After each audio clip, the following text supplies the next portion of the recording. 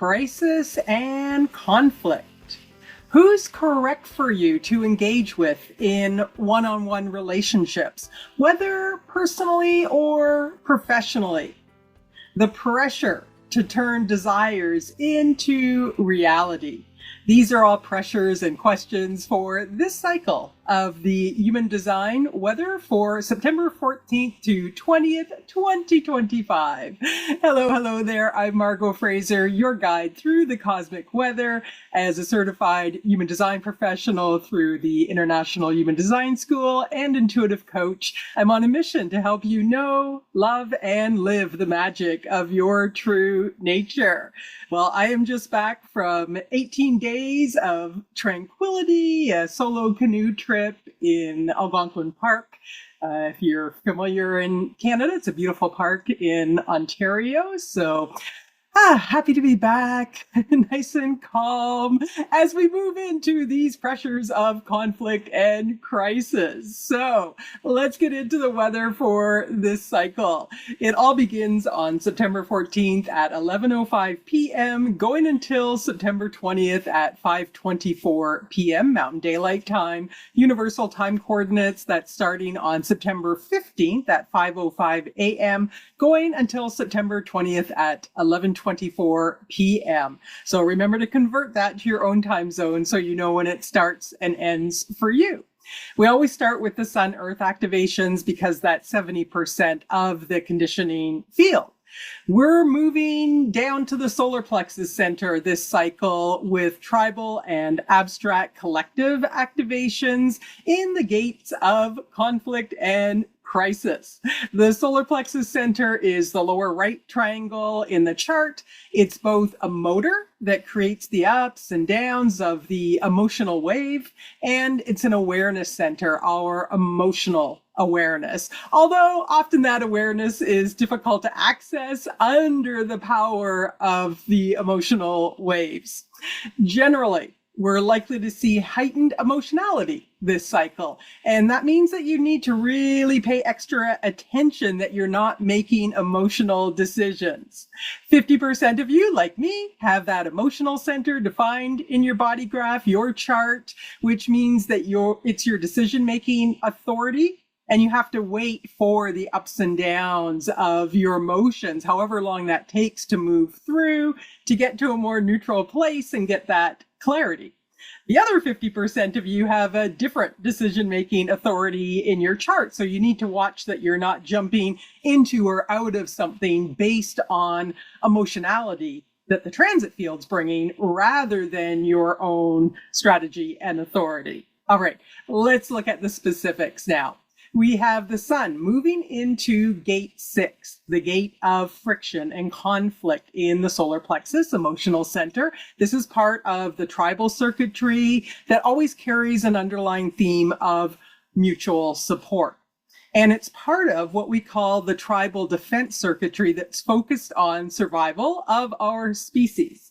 This is part of the channel of mating, which at a primal level is about making more of us. That's how we continue our species.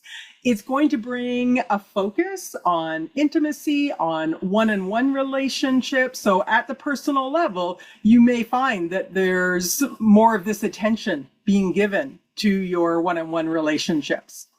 It points at gate 59, the trait of sexuality. This is the trait that wants to break down barriers to intimacy that's in the sacral center. And gate 6, which we have here, is the gate that's putting up the barriers, seeing if the other, whether it's a sexual partner or a friend or a business partner, can deal with the ups and downs of emotions. Is this someone that I want to partner with? The fact that it's emotional means really take your time as moving through those ups and downs of the wave can create conflict and friction, which isn't necessarily a bad thing. It gets a bad rap, right? Avoid all conflict. We've got all these peacekeepers out there. The keynote says the fundamental design component of progress, the law that growth cannot exist without friction. So here's the positive side of conflict. When we work through them, it can allow relationships to evolve. If we look at it literally in terms of mating, sex doesn't work if there isn't friction. If we look at it figuratively, growth in a relationship or creative growth can't occur without friction. We aren't clones of one another. We're going to rub up against things in each other that can create friction that we have to work through.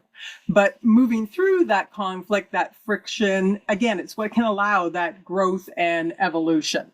Now, the polarity can be there too. You may find that in trying to work through the conflict and friction, the relationship devolves. It's not a correct fit.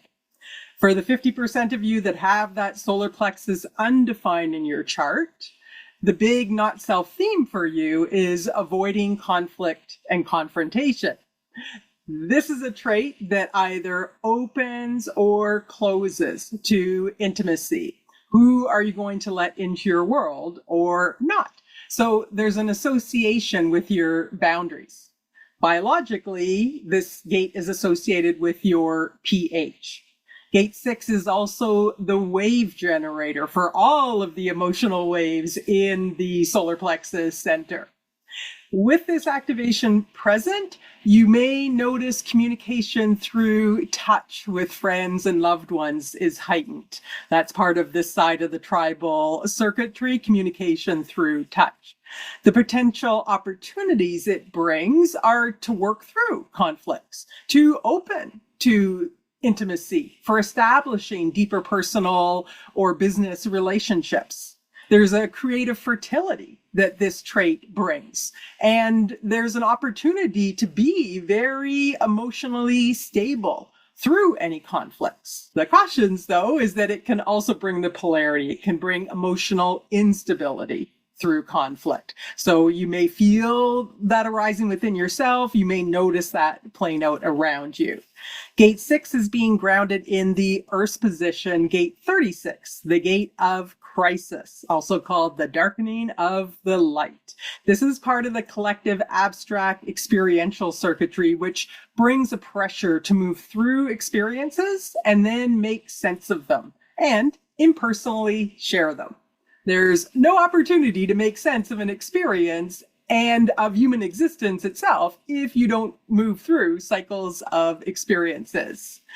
The motor of the emotional center directed towards the throat means that this is a trait of action. It brings the pressure for change and for entering into a new experience, to just do it. It's emotional.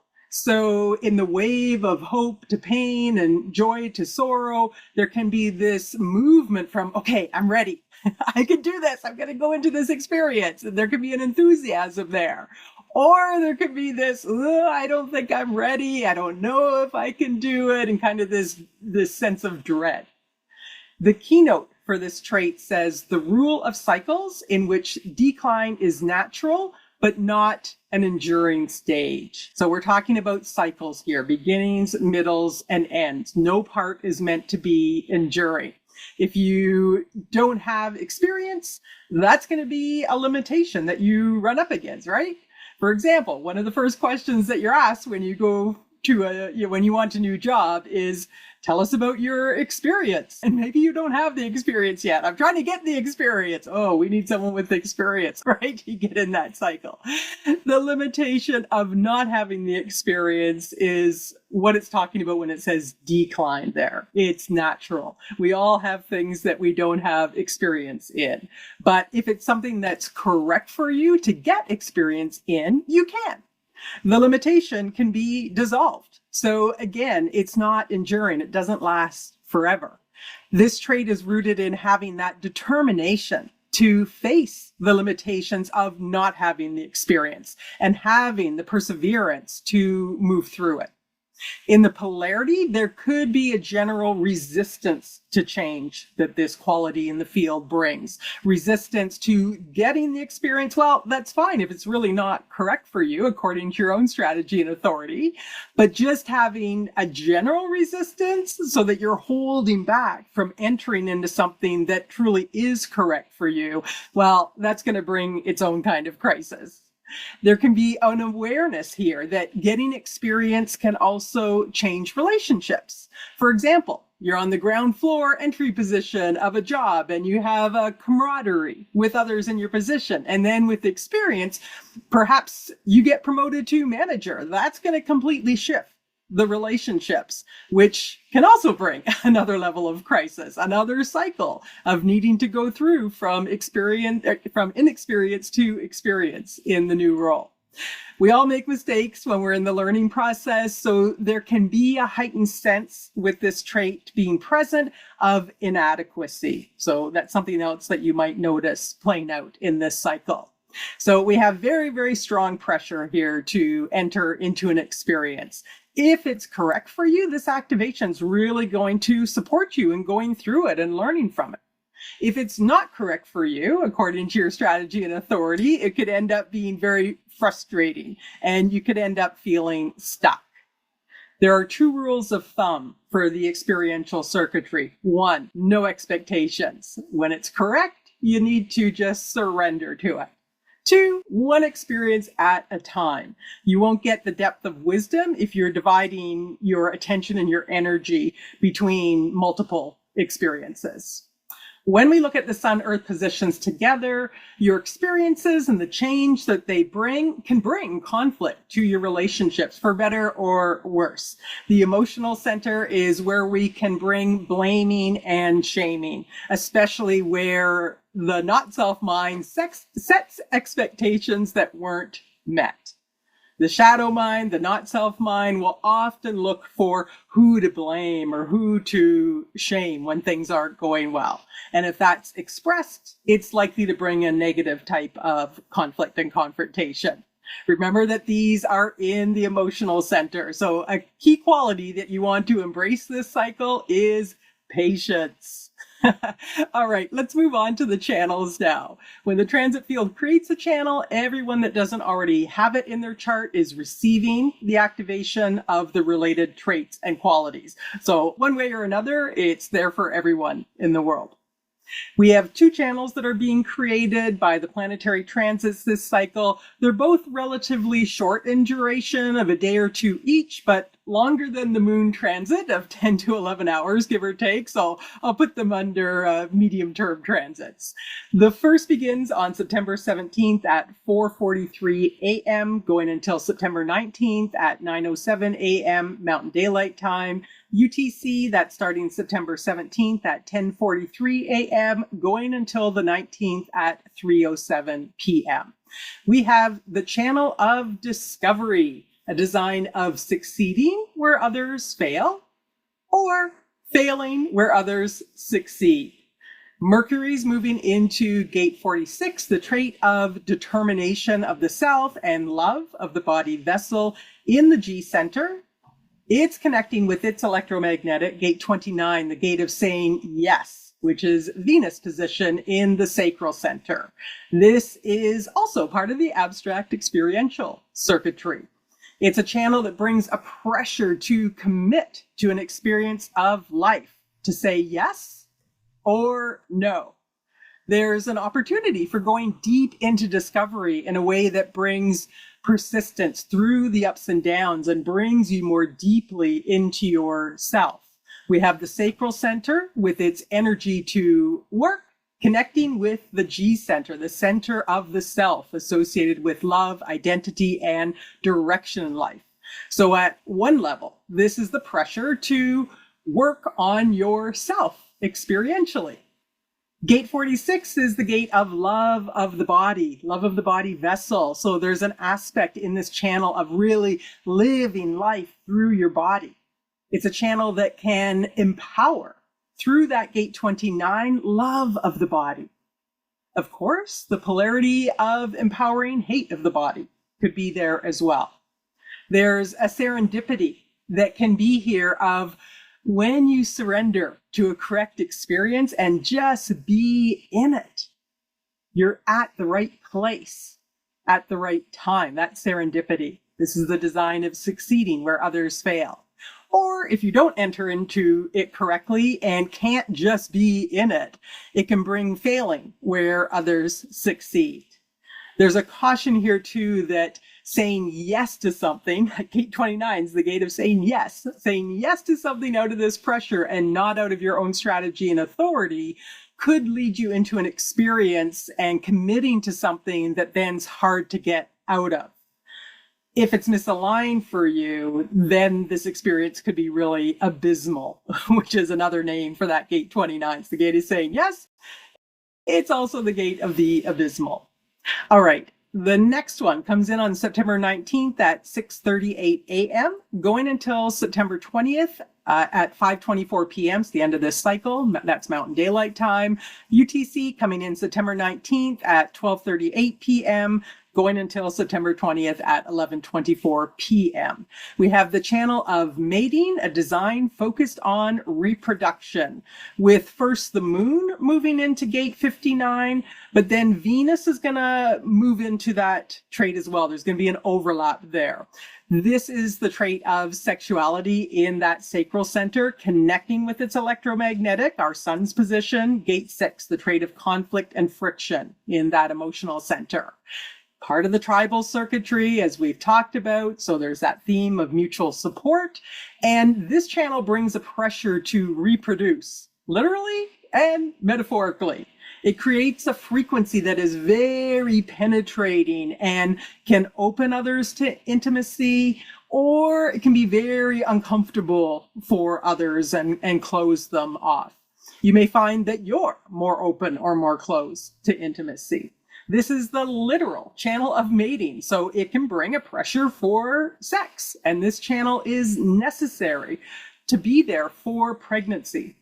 So if you're trying to get pregnant, you can take advantage of this channel being present. If you're not, it's a time when you may want to take extra precautions.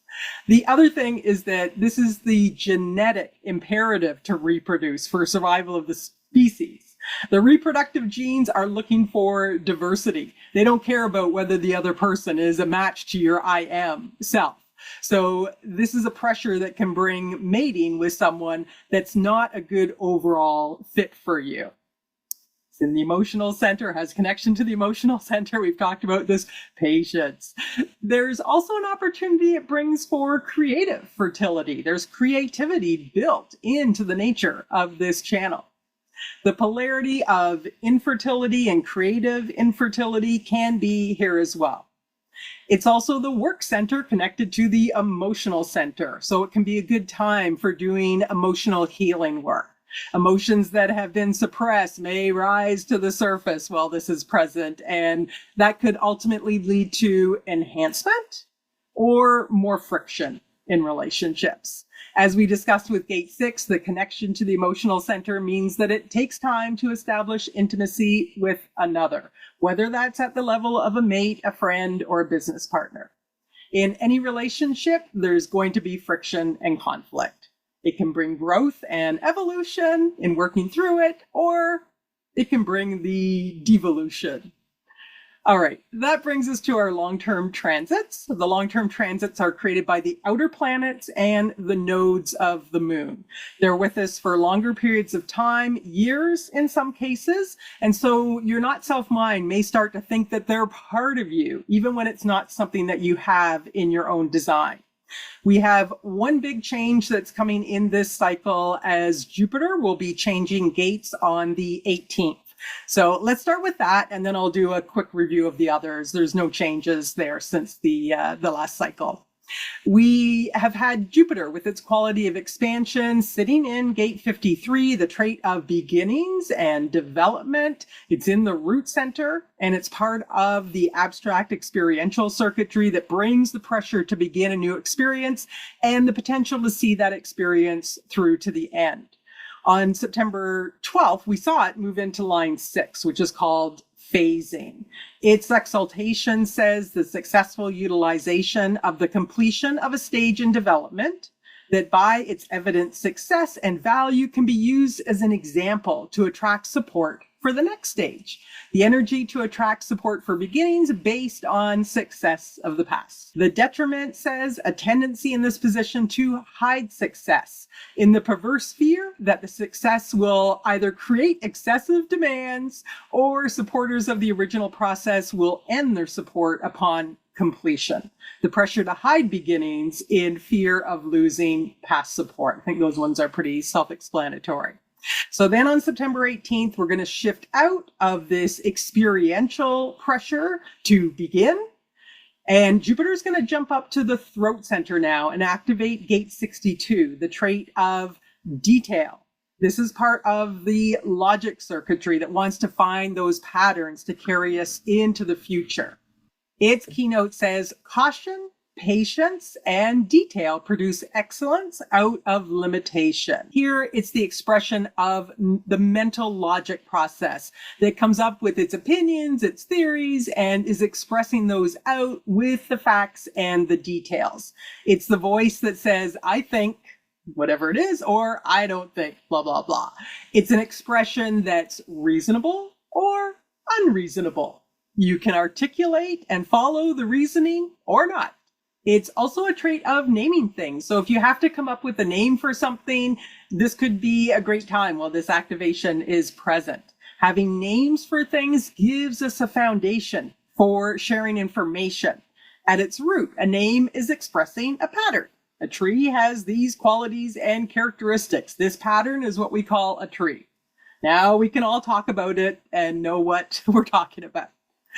It's going to start off in line 1 called routine. The exaltation says the ability to transcend the boredom of routine through a rich and daring fantasy life. The ability to organize the detail through fantasy. When you're expressing something about a formula, you have to go over and over it again to make sure that you have all the facts in place. It can be monotonous, but fantasy, using the imagination, allows playing with the formula, projecting it into the future, and mentally testing it out in different ways to see if it really works in various contexts. If this works, then what? Then what? Then what? And with that, organizing all the facts then for expression. This takes time and patience.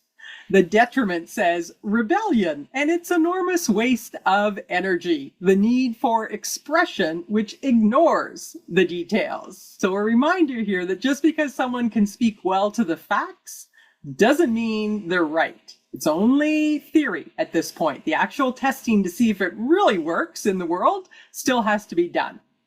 Once this gate activation comes in, Jupiter is going to add its expansive quality.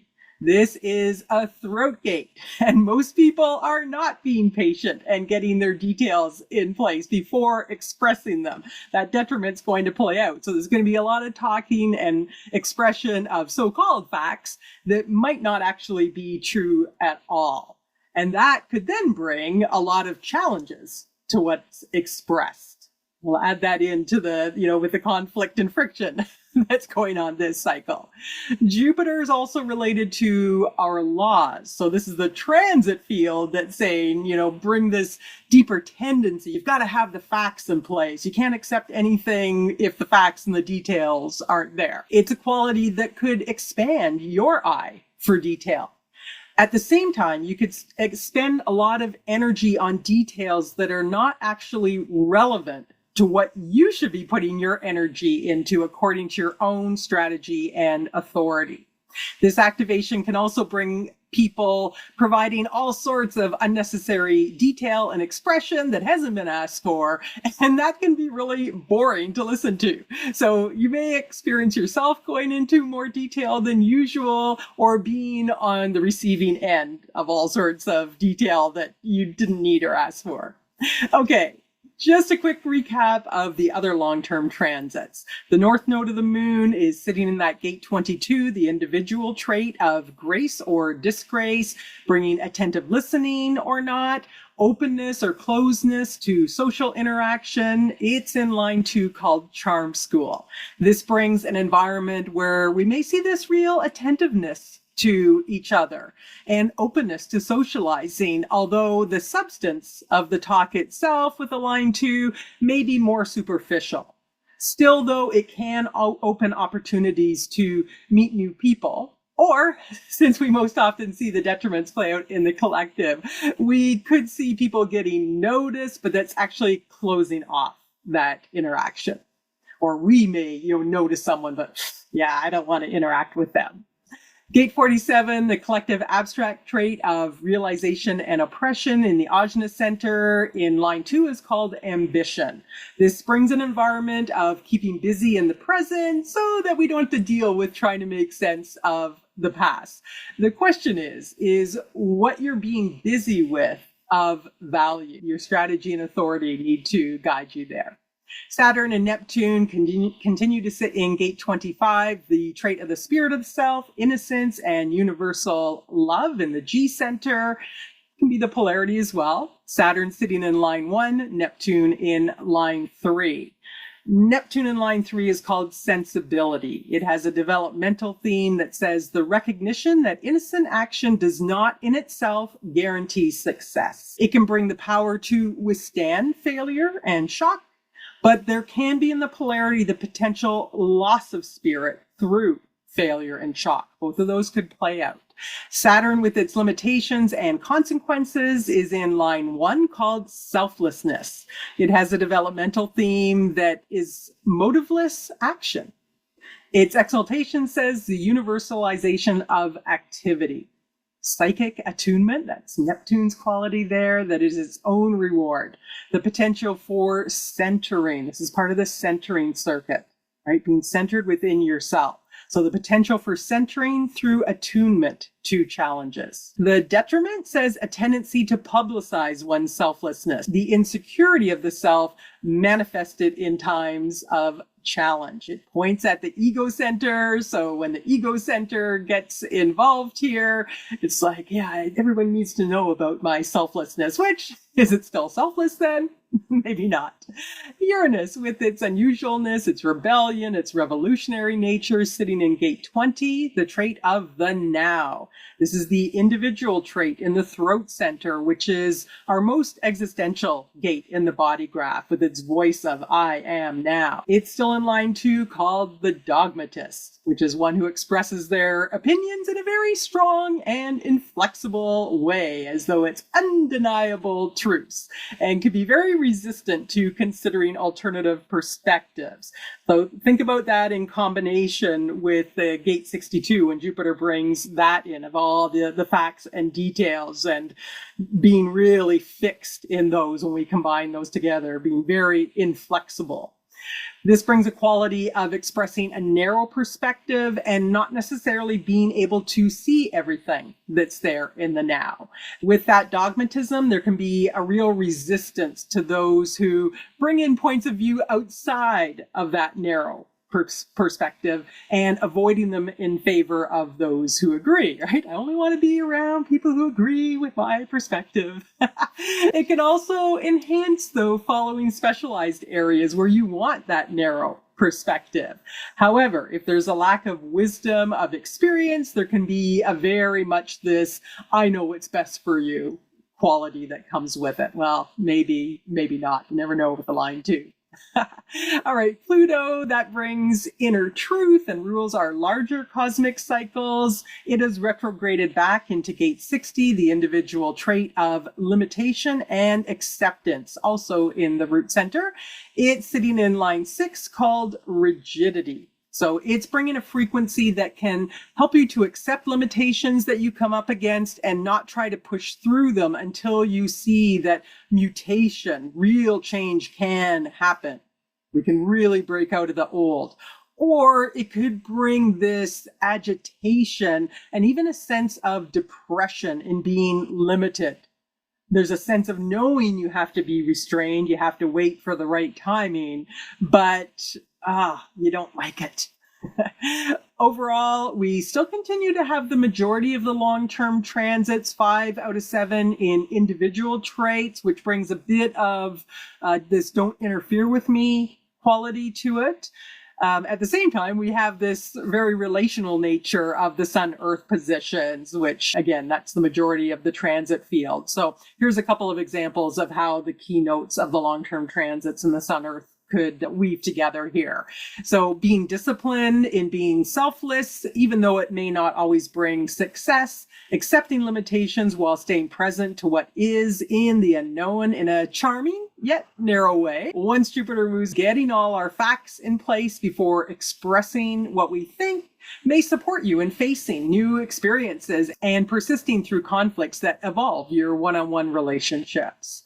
Or there could be frustration with limitations, impatience with getting all the details before saying anything, and taking action in an over-aggressive and dogmatic way in the hopes of recognition and getting the ego stroked that may create resistances to new experiences and create unnecessary conflict and friction in one-on-one relationships.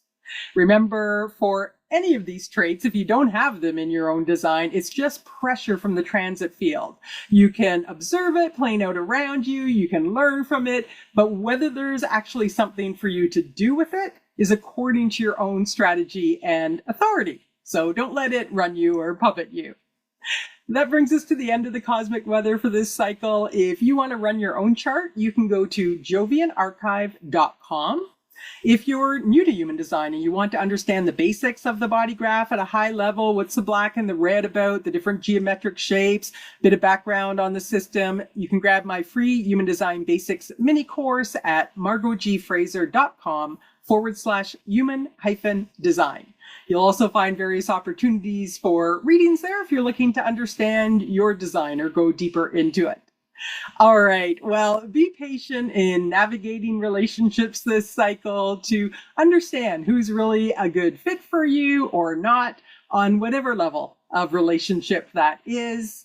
Get those surfboards out to ride the heightened emotionality that may come in. And remember that conflicts don't all need to be avoided. Your strategy and authority will guide you as to what needs to be addressed and what you can just let go. There may be an opportunity to turn a desire into a reality, but again, take your time to ensure that it's correct for you. Conflict and crisis may play out in a greater way on the global stage that may resolve or devolve relationships. Navigate through it following your own strategy and authority. Do your best not to let any anxiety that the mind is creating pull you off track. All right. Well, have a great cycle, and may you know, love, and live the magic of your true nature. Until next time, bye for now.